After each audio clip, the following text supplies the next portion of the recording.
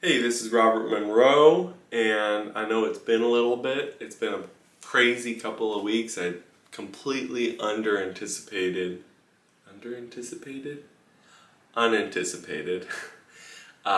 the amount of work that I would have these last couple of weeks. I've been on tour, hence the weird backdrop at the random Airbnb I'm at, and we did shows and then teaching, and then we're going to go back to shows today, and then I'll be back next week, and then hopefully I'll be back to my normal schedule. I'm going to try to go back to daily videos.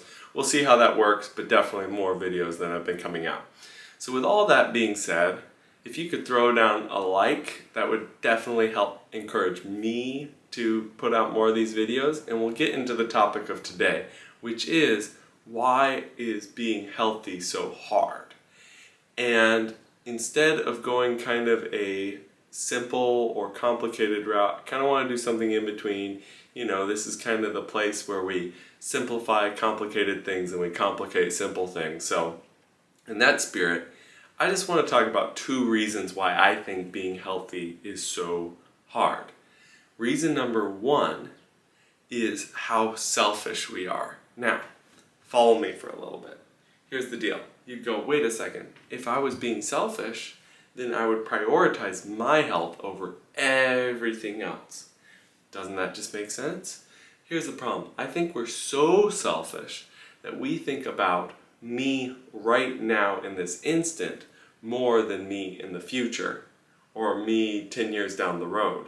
So the problem with that is, me right now would always love to eat a cookie. Me tomorrow morning doesn't want to eat that cookie, but me right now definitely does. So who wins? Well, me right now. So this is the first thought that I was having. It goes with other things.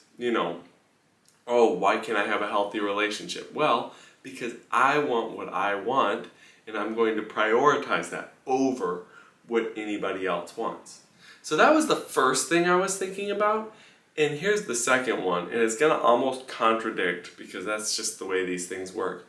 And that is, typically in relationships with your spouse, your partner, or with your children, or even at work, I think a lot of us will actually underplay the role and the expectations that we need so that we can help other people. Now, before I get into that, I want to explain how that can work with the first thing I said, because you're like, wait a second, you said we're so selfish, and then you're saying we're underplaying our role with other people. Well, that's because I think we're trying to protect ourselves still. Basically, if I underplay how important I am when I don't get what I want, then I don't have to feel so upset. So that's kind of, I think, the reason why that is, but let's not worry about the why. Let's just worry about the how, because I know you relate with this. This is something I do all the time. You're just going like, okay, well, I really need 8 hours of sleep, but I'm going to say I only need 6 because I want to make sure that I can meet expectations and really thrive in this environment. As that continues, we just have this resentment growing and this feeling of, well, I deserve more, but I'm underplaying that. So now we have two factors at play. I feel like I deserve things that might not necessarily be good for me. And then at the same time, I'm not getting my core needs met and support I need. So you're probably asking, well, how do we make a change? I think you have to hit it on both fronts. So I think you have to have an honest conversation with yourself and go, what really are my goals? What do I think health is, and how can I get there? And have that almost planning meeting with yourself and bring you and your future self to the table and go, okay, we gotta talk. Because sometimes, yeah, we can eat the cookie, but other times we need to wait and we need to have that healthy breakfast in the morning instead, and then we'll feel so much better about ourselves, and it's a win-win overall, because your present self and future self become the same person down the road.